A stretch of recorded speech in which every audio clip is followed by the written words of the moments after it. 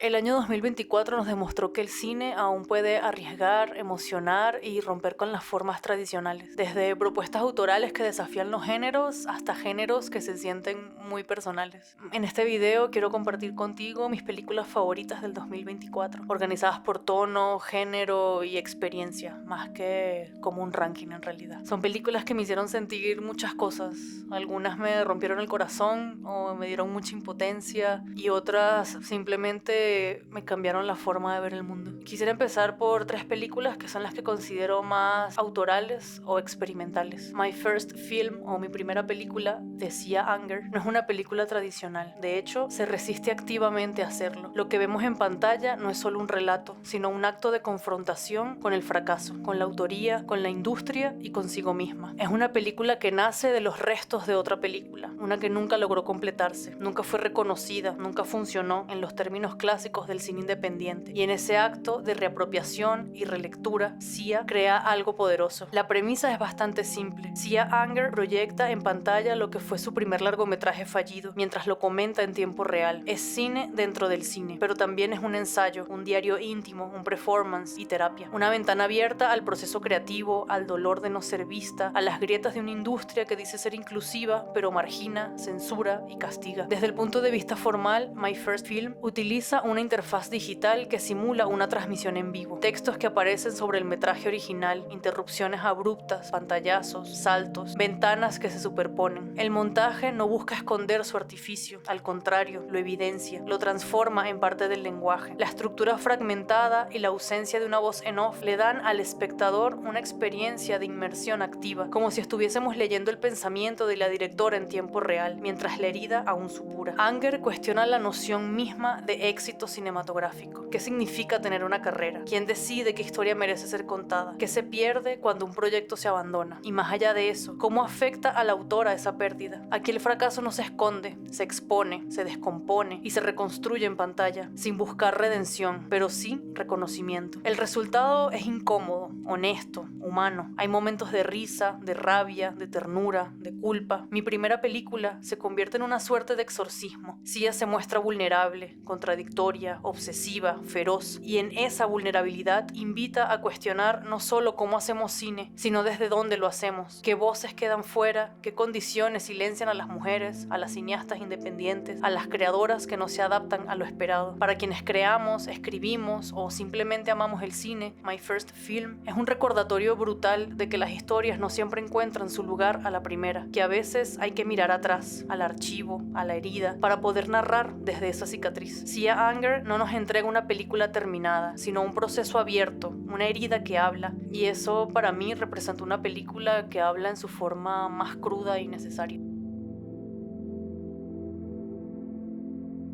Tenemos también una película dirigida por Luca Guadagnino. Queer es una película que se siente como un susurro incómodo, una confesión al oído en medio de una fiesta donde nadie escucha realmente. Y es, quizás, esa su incomodidad, ese deseo desplazado, mal canalizado, reprimido, lo que la vuelve tan increíble. Basada en la novela semi-autobiográfica de William S. Burroughs, Queer nos sumerge en el mundo de Lee, un expatriado estadounidense errático, frágil, obsesionado, que se desplaza por el México de los años 50 como un fantasma torpe, buscando algo o a alguien que lo saque del abismo. Ese alguien es Allerton, joven, masculino, impenetrable. La película gira en torno a esa tensión entre deseo y rechazo, entre la necesidad de conexión y el miedo al ridículo, a exponerse al amor no correspondido. Luca Guadagnino, como en Call Me By Your Name o Bones and All, vuelve a explorar el amor en su estado más incómodo, cuando es incompleto, cuando no puede nombrarse del todo, cuando causa más dolor que satisfacción. Pero Queer se siente más árida, más cruda. Aquí no hay veranos italianos ni atmósferas seductoras. Hay polvo, alcohol, desorientación, una masculinidad que no encuentra refugio ni redención. Desde el punto de vista cinematográfico, Guadagnino construye una estética que vibra entre lo onírico y lo decadente. La cámara flota, observa desde la distancia, nunca termina de abrazar del todo a sus personajes. El diseño sonoro es sutil, casi hipnótico, y los Los colores, ocres, sucios, apagados, nos sitúan en un espacio emocional, la incomodidad del deseo no correspondido, la asfixia del silencio, la soledad compartida. Daniel Craig, como Lee, entrega una interpretación compleja y contenida, lejos de cualquier estereotipo. Su cuerpo ya no es el del espía glamoroso, es otro lenguaje en la película, tembloroso, torpe, insistente, desesperado por ser visto. Allerton interpreta con un aire distante, funciona como proyección y reflejo. No sabemos si lo amamos, si lo detestamos o si simplemente lo envidiamos. Esta película no busca representar la experiencia queer en mayúscula, es una historia mínima, fallida, disonante, pero desde ahí, desde lo incómodo, desde lo que no encaja, lanza una pregunta que me parece importante. ¿Qué hacemos con el deseo cuando no puede expresarse del todo? ¿Cómo sobrevive una identidad cuando el mundo aún no tiene palabras para nombrarla? Para mí, Queer es menos una historia de amor y más una exploración del deseo como herida, un deseo que no puede canalizarse, que se vuelve obsesión, humillación, disociación, un deseo que no libera, más bien que lo aprieta. Y aún así hay mucha belleza, porque incluso en su tristeza, en su torpeza y en su fracaso emocional hay algo muy honesto, algo que quizás no se puede explicar, pero que quienes hemos sentido ese tipo de deseo, desplazado, fuera de lugar, fuera de tiempo, podemos reconocer con una mezcla de vergüenza y de ternura.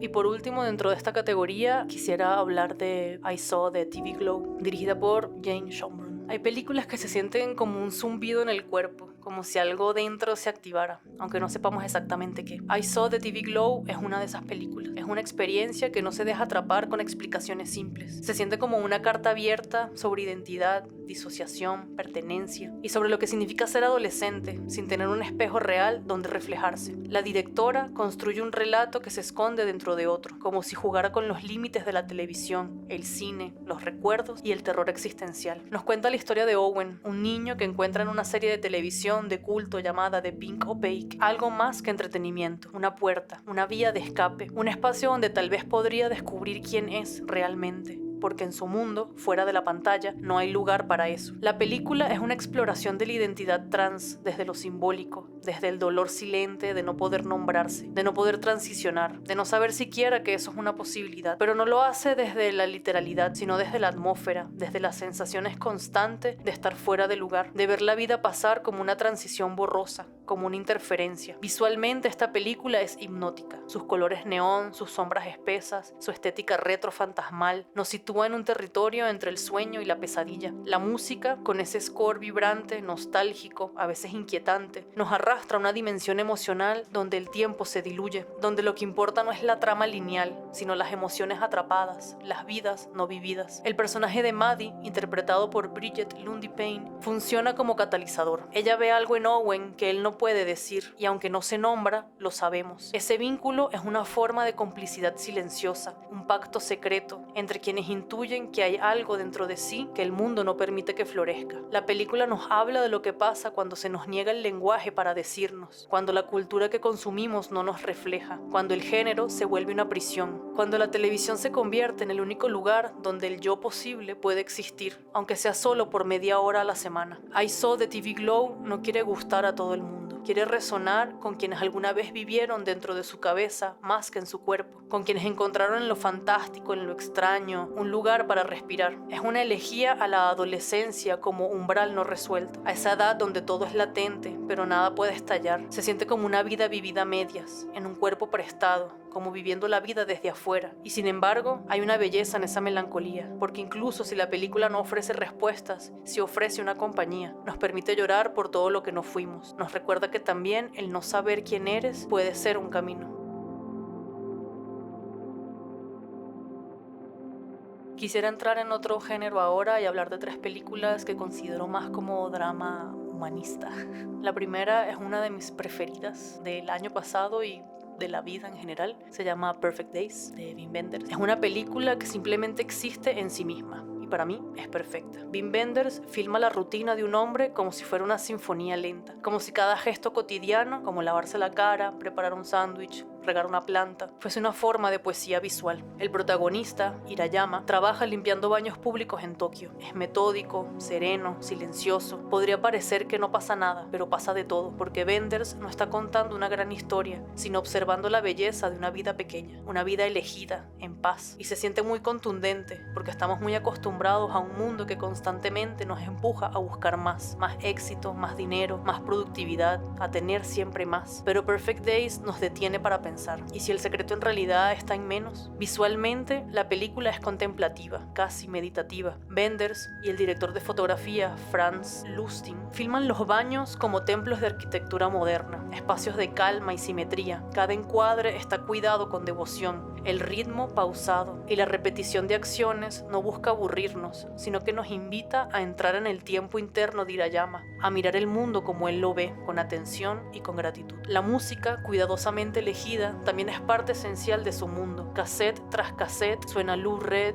Nina Simone, Patti Smith. Las canciones no solo acompañan a este personaje, nos lo revelan, porque Hirayama no es solo un hombre solitario, es un hombre que ha decidido reconstruirse desde la sencillez, desde el silencio, desde la ternura. Alguien que, aunque no nos lo digan, notamos que ha vivido otras vidas y se ha convertido en alguien que ha elegido estar aquí y ahora, con lo poco que necesita. Y sin embargo, a lo largo de la película, pequeñas grietas aparecen. Una sobrina que llega, una figura familiar que se menciona con tensión, una fotografía antigua. Todo eso nos recuerda que el pasado existe, que hay dolor, que hubo una renuncia. Pero no es una tragedia, no es una historia de redención, es otra cosa. Se siente más como una reconciliación silenciosa con la vida. El cierre de la película, con ese plano sostenido del rostro de Hirayama en el auto, es uno de los momentos más conmovedores del cine reciente. En su expresión caben todos los matices: alegría, tristeza, aceptación, como si por fin pudiéramos llorar por lo vivido, pero también sonreír por lo que tenemos. Perfect Days es una película sobre aprender a mirar, a detenerse, a respirar, encontrar belleza en la sombra de los árboles, en la rutina, en los gestos mínimos que construimos cada día, en la dignidad de quienes hacen trabajos invisibles, en la música que suena cuando nadie más escucha. No es solo una película lenta, es una película que nos enseña a ralentizarnos, a bajar el volumen del mundo para escuchar nuestras propias preguntas y quizás a recordar que no necesitamos tanto para vivir bien, que ser feliz no siempre se trata de conseguir, sino de saber estar con uno mismo, con la vida, con lo imperfecto.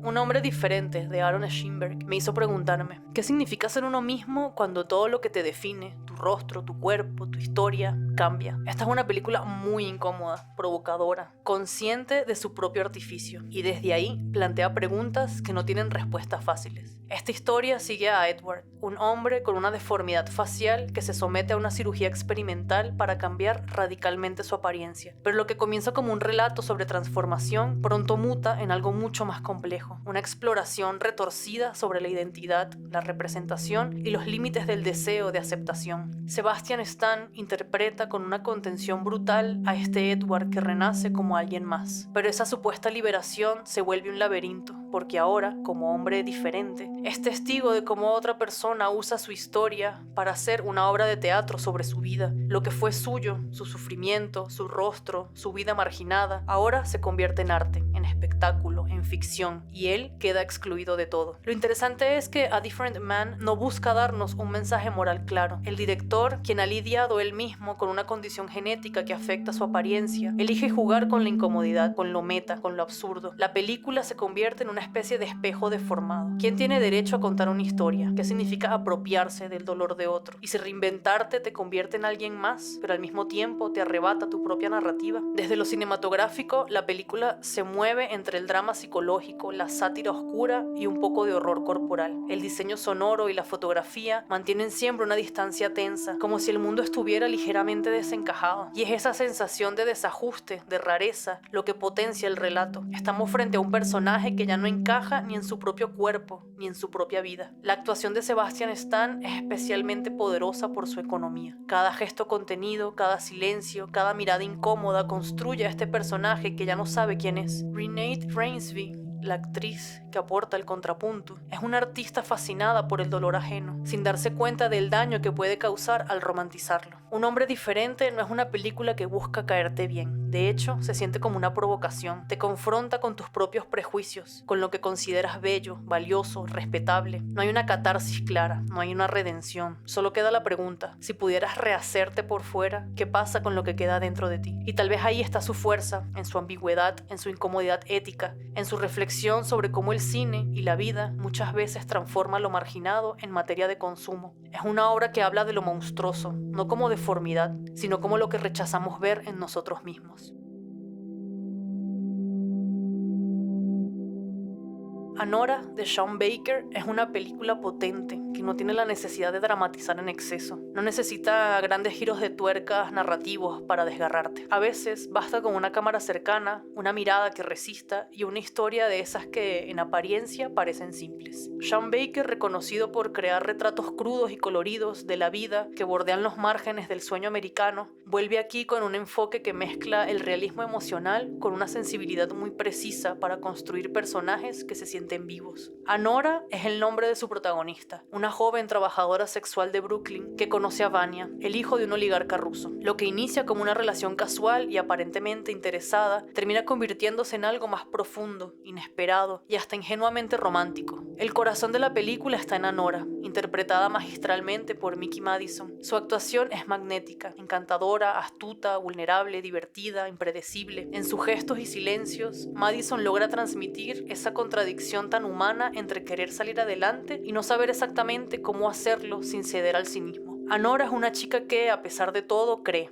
en el amor, en el cambio, en la posibilidad de una vida mejor, y ahí radica su tragedia. Cinematográficamente, Anora mantiene ese estilo tan característico de Baker: cámara en mano, luz natural, locaciones reales, una puesta en escena donde lo improvisado se funde con lo cuidadosamente escrito. Es un cine que observa, que sigue a sus personajes sin juzgarlos, y que encuentra belleza incluso en los rincones más grises de la ciudad. La película no es un cuento de hadas, pero tampoco es un descenso absoluto a la desesperanza. Es más bien un juego de tensiones entre lo que queremos y lo que el mundo está dispuesto a darnos, entre lo que proyectamos y lo que realmente somos. Y en el centro de ese juego está Anora, tratando de sostener un sueño que se le escapa entre los dedos. Uno de los logros más notables de esta película es cómo logra hablar de poder, clase y género sin ser panfletaria. La figura del joven ruso millonario representa no solo el capital, sino también el acceso a la legalidad, a la movilidad, al futuro. Anora, en cambio, carga con la burocracia de lo cotidiano, con la invisibilidad sistemática. La historia de amor entre ellos se siente casi como una metáfora del deseo de redención a través del otro, pero la pregunta permanece: ¿es real o solo otra transacción disfrazada? Anora podría leerse como una historia de amor moderna, pero en realidad es un estudio de personaje, una crítica social y sobre todo un acto de ternura cinematográfico. En un mundo que constantemente explota la imagen de la mujer para beneficio ajeno, Sean Baker construye su protagonista con una honestidad que conmueve. No la convierte en mártir ni en heroína, la muestra tal como es, contradictoria, luminosa, trágicamente humana. Y cuando llega el final, no lo arruinaré,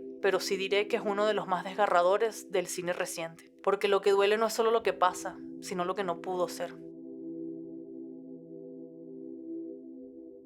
Quisiera nombrar dos películas más que también entran dentro del género del drama, pero un poco más hacia lo social o histórico. Nickel Boys, de Ramel Ross, es una película que no solo habla del pasado, sino que lo revive, lo sostiene ahí frente a nuestros ojos como una herida que claramente aún no ha cerrado. Está basada en la novela de Colson Whitehead. Nickel Boys retrata uno de los capítulos más oscuros de la historia estadounidense: el reformatorio de Dozier, en Florida, donde por décadas se cometieron abusos sistemáticos contra niños, la mayoría afroamericanos. Pero más allá del hecho histórico, Ross decide no hacer una adaptación literal ni convencional. En su lugar, construye una experiencia sensorial, una reflexión poética sobre el trauma, la memoria y la resistencia silenciosa. La historia sigue a Elwood y Turner, dos jóvenes con visiones opuestas sobre el mundo. Uno cree en el cambio a través de las reglas y el otro en la supervivencia a través de la desobediencia. En sus diálogos, en sus miradas cruzadas, se articula una tensión que va más allá de la amistad. Es el enfrentamiento entre el idealismo y el realismo brutal de una sociedad estructuralmente racista.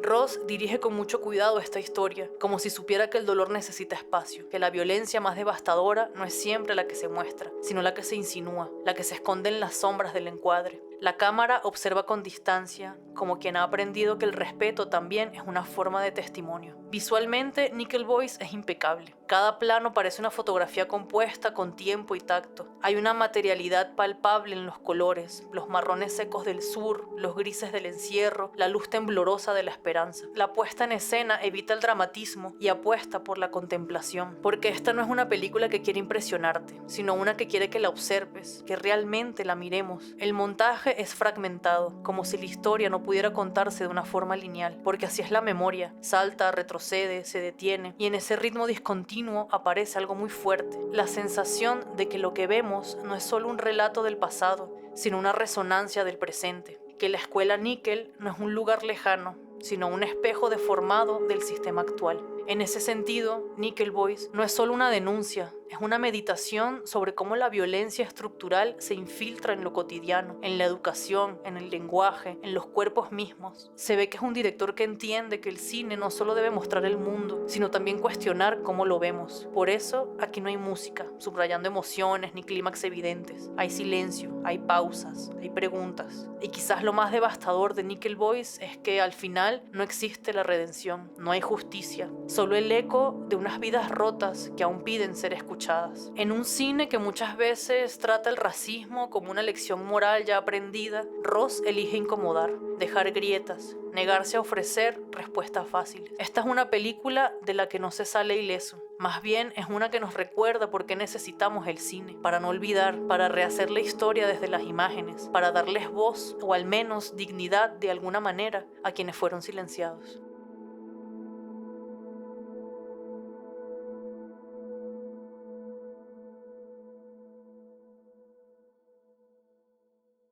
Quisiera incluir también una película que se puede considerar como romántica, pero no de la forma más convencional. Amor, Mentiras y Sangre, de Rose Glass. Se siente como una explosión en cámara lenta, que comienza como una tensión que poco a poco deja que la violencia, el deseo y la desesperación se filtren como gasolina en una grieta. Es un estallido controlado, una historia de amor envuelta en sudor, músculos, sangre y fantasmas del pasado. La trama es, en apariencia, sencilla. Lou, una mujer solitaria que trabaja en un gimnasio, conoce a Jackie, una físico-culturista nómada con sueños de gloria. Su conexión es inmediata, carnal, eléctrica, pero como suele pasar en las historias de amor marcadas por la marginalidad y la violencia sistemática, lo que podría haber sido una fuga hacia la ternura se convierte en una espiral de secretos, abusos familiares, crímenes y obsesión. Lo que realmente importa no es la trama, sino el tono. La cámara vibra, suda, tiembla. Cada plano parece capturado desde la intensidad de quien desea tanto que le tiembla la voz. El cine de Glass es físico, pulsante. Los cuerpos están en el centro, sus texturas, sus heridas, su potencia. Hay una estética ochentosa como de thriller erótico y bizarro, pero llevada al extremo. La luz neón, el grano en la imagen, el sudor en la piel, todo contribuye a generar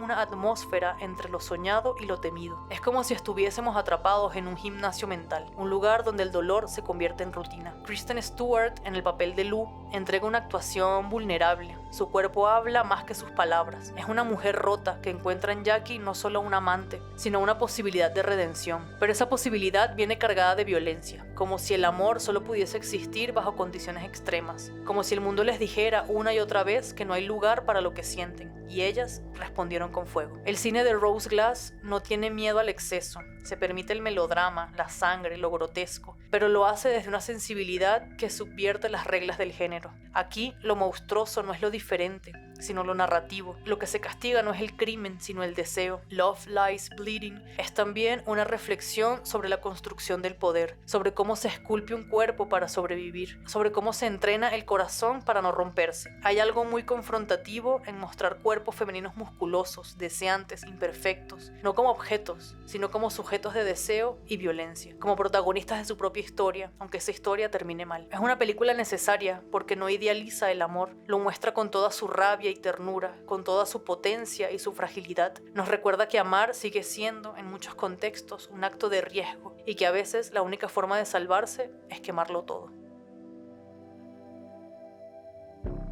Y entrando un poco más en el horror corporal, tenemos La Sustancia, de Coralie Farguet. Esta es una película que definitivamente sientes en todo el cuerpo. Es un cine que te revuelve por dentro. Se siente como una experiencia visceral que toma el lenguaje del horror corporal y lo convierte en una crítica feroz al culto de la imagen, al poder destructivo de la mirada masculina y a la violencia sistemática que enfrentan los cuerpos feminizados en el mundo del espectáculo y en la vida. La premisa parte desde la ciencia ficción, un mundo donde existe una sustancia revolucionaria que permite crear una versión mejorada, por así decirlo, de ti misma, joven, perfecta, deseable. Pero la transformación no es solo física, es existencial. Lo que parece un deseo se convierte en condena. La directora, quien ya había demostrado su dominio del horror en Revenge, aquí lleva su propuesta al límite. La sustancia no busca ser sutil, en lo absoluto, sino brutal. Utiliza el exceso, la sangre, la deformidad y la multiplicación de cuerpos como herramientas para denunciar una industria que devora a las mujeres, que exige juventud eterna, que castiga el envejecimiento como si fuese una falla moral. Demi Moore, en una de las actuaciones más valientes de su carrera, encarna a una estrella de fitness televisiva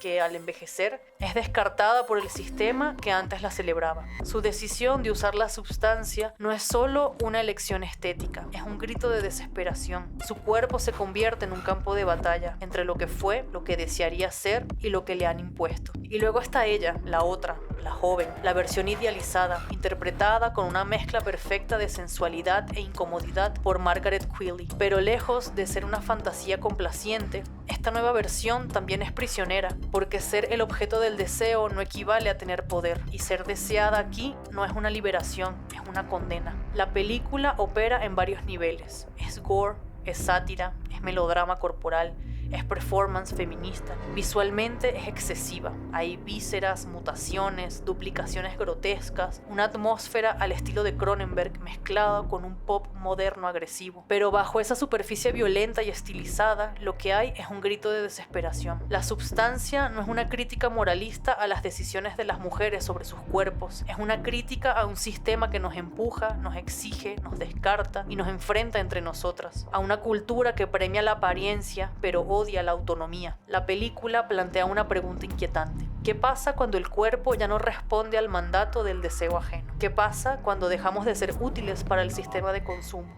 ¿Quiénes somos sin el aplauso, sin la mirada? En el fondo, The Substance es una tragedia de identidad, una tragedia que sangra, que muta, que se descompone, pero que también propone una posibilidad de rebelión a través del horror, del exceso, del colapso. La directora nos entrega un manifiesto feminista envuelto en carne desgarrada. Nos dice que el cuerpo también puede ser un arma, que el horror no está en la transformación, sino en aquello que nos obliga a transformarnos para sobrevivir.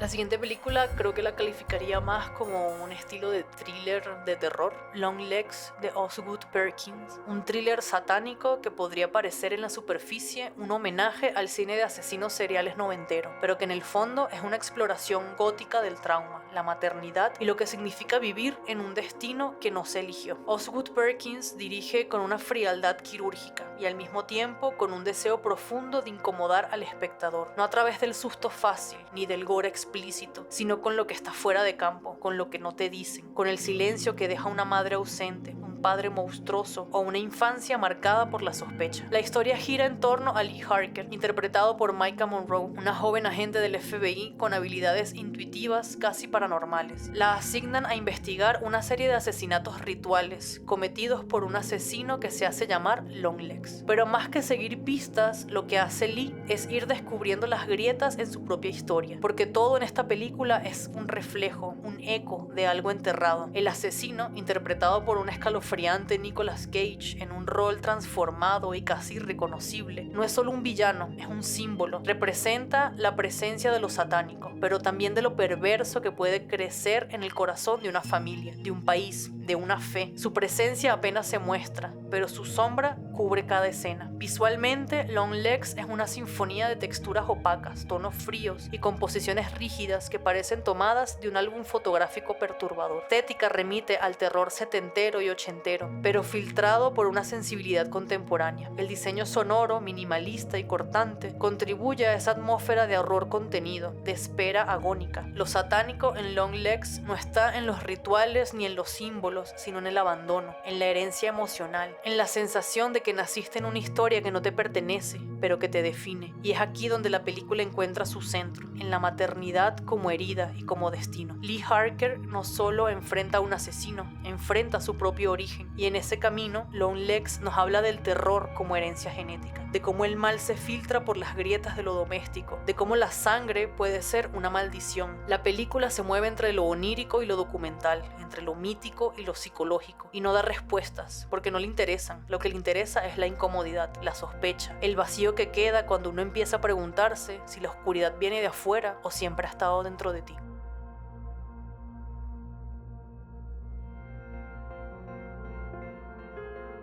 Nosferatu de Robert Eggers. Hay algo profundamente inquietante en la figura de Nosferatu, una criatura que no necesita correr, ni hablar, ni gritar.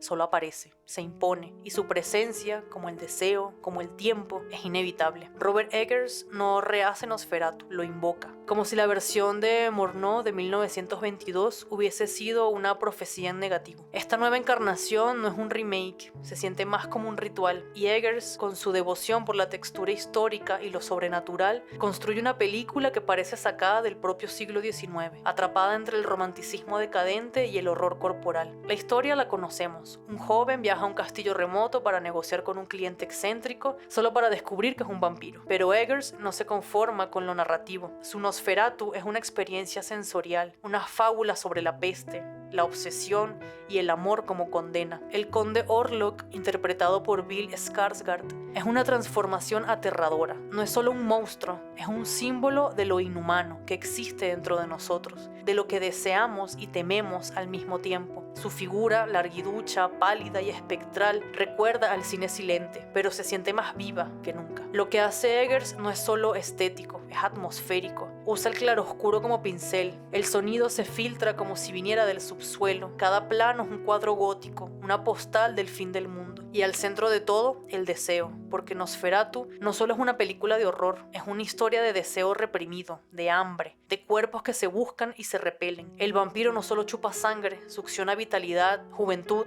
libertad, se alimenta del alma de los otros porque ha perdido la suya. Eggers le da a esta historia una dimensión política, espiritual y existencial. La ciudad enferma no es solo víctima de una plaga, es víctima de sí misma, de su represión, de su falsa pureza. El monstruo no viene de afuera, siempre ha estado ahí, agazapado en los márgenes de la civilización. Ver Nosferatu es como abrir un diario antiguo y encontrar que alguien escribió tus peores pesadillas mucho antes de que tú existieras. Eggers no hace una película de terror, hace una elegía, un poema fúnebre, una carta de amor al horror como arte elevado. Y cuando la película termina, lo que queda no es solo el miedo, es una tristeza espesa, un luto con lo que se ha perdido, por lo que ya no somos, o peor, por lo que siempre hemos sido.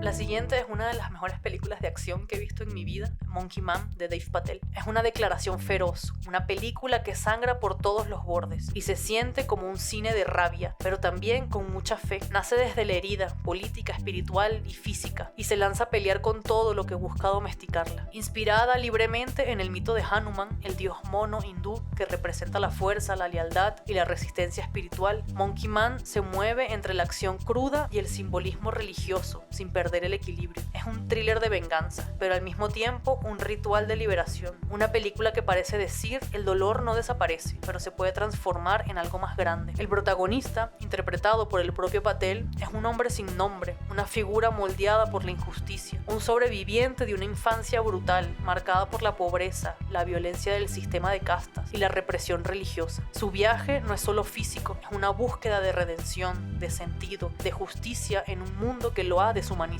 La dirección de Patel es sorprendentemente madura. La La cámara vibra con una energía casi febril, pero no pierde la claridad. Hay influencias claras de John Wick, Oldboy, incluso ecos del Fight Club más sucio y urbano. Pero hay algo propio, algo distinto, una furia contenida que explota en secuencias brutales, pero que también se detiene en miradas, en rezos, en silencios llenos de cicatrices. Visualmente, la película es un viaje al inframundo, callejones, neones, templos abandonados, clubes de pelea escondidos bajo la superficie de una ciudad que es a la vez sagrada y corrupta. Patel retrata a la India no como una postal, sino como un campo de batalla. No hay exoticismo, hay urgencia, no hay contemplación, hay hambre. Pero lo que más me conmovió es cómo Monkey Man entiende que la furia no es suficiente, que vengarse no sana, que el dolor solo encuentra sentido cuando se reconoce como colectivo, cuando se comparte, cuando se vuelve memoria viva. Por eso, el final no es solo una catarsis, es una invocación. Recordarnos que incluso en los márgenes, incluso en el barro, en la brutalidad, sigue existiendo algo parecido a la esperanza.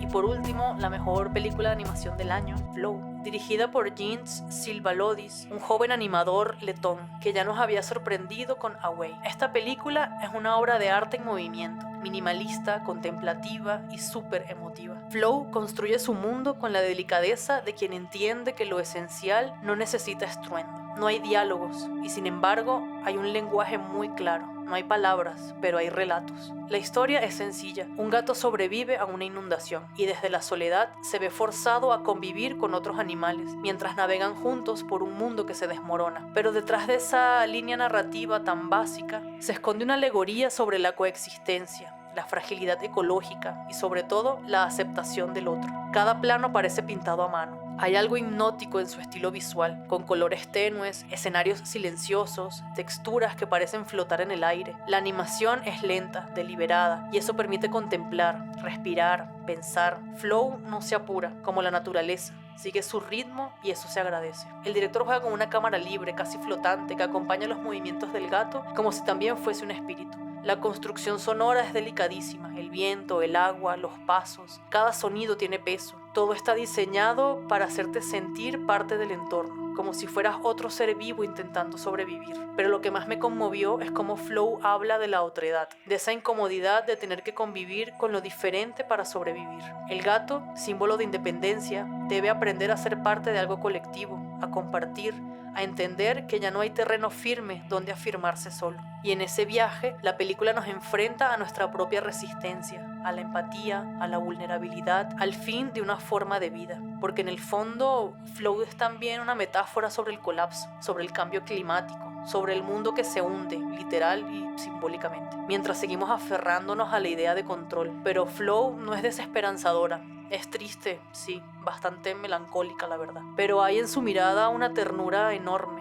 una invitación a soltar, a dejarse llevar por la corriente, a confiar en que aunque todo cambie, aunque todo se desarme, el movimiento sigue, la vida sigue, la belleza de la naturaleza siempre resiste.